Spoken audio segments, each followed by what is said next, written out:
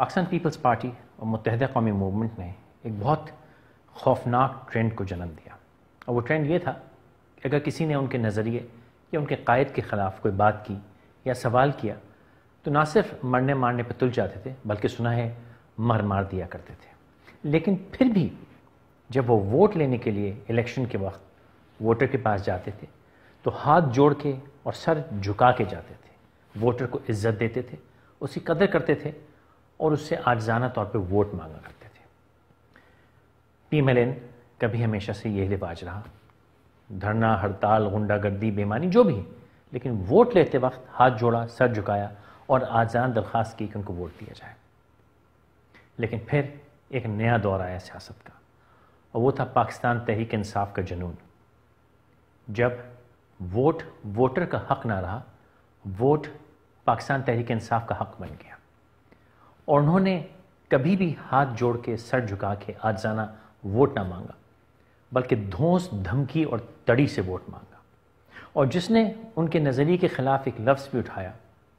تو اس کے خلاف گندی زبان، بدتمیزی، تھریٹس، دھمکیاں وہ سب دی گئیں، اور اگر کسی جرنلسٹ نے ان کے خلاف بات کی تو اس کو لفافہ جرنلسٹ کہا گیا۔ وہ جو ووٹر ہے اگر آپ کو ووٹ نہیں دیتا تو اس کو گالیاں بکنے سے، اس کو دھمکیاں دینے سے، اس کو زندہ لاش کہنے سے، اس کو پٹواری نورا کہنے سے آپ کو آئندہ بھی ووٹ نہیں ملے گا۔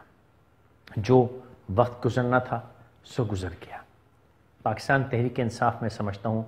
آنے والے وقت میں پاکستان کی ایک بہت بہترین امید ہے، ایک زبردست جماعت ہے۔ سو میری گزارش پاکستان تحریک انصاف کے لیڈرز، ان کے ورکرز سے ہے، خدا کا واسطہ ہے، عاجزانہ رویہ رکھیے، ووٹر کو عزت دیجیے، جرنلسٹ کو عزت دیجیے، لوگوں کے اوپینینز کو عزت دیجیے، ان کی باتیں سنیے۔ کبھی لوگ صحیح بات کریں گے، کبھی غلط بات کریں گے، لیکن یہ ان کا حق ہے، لوگوں کا اپنا اوپینین رکھنے کا حق ہے۔ لوگوں کو اگر پی ایم ایل یا پیپلز پارٹی یا ایم کیو ایم یا اے این پی یا جماعت اسلامی جس کو بھی ووٹ دینا ہے وہ ان کا حق ہے۔ شاید یہ جماعتیں ان کی سوچ کی عکاسی کرتی ہیں، لیکن آپ اس سوچ کو گھٹیا کہہ کے اور یہ سوچ رکھنے والوں کو پٹواری نورا، زندہ لاش کہہ کے میں نہیں سمجھتا کہ کبھی بھی الیکشن جیتیں گے۔ اگر آنے والے وقت میں آپ الیکشن جیتنا چاہتے ہیں اور واقعی قوم کی قیادت کرنا چاہتے ہیں تو ایک پڑھی لکھی سمجھدار قوم کی قدر کیجیے، پھر اس کے قائد بنیے۔ دھمکیاں دینے سے، لوگوں کو ذلیل کرنے سے، لوگوں کی بےزتی کرنے سے، لوگوں کو گالیاں بکنے سے کچھ نہیں ملے۔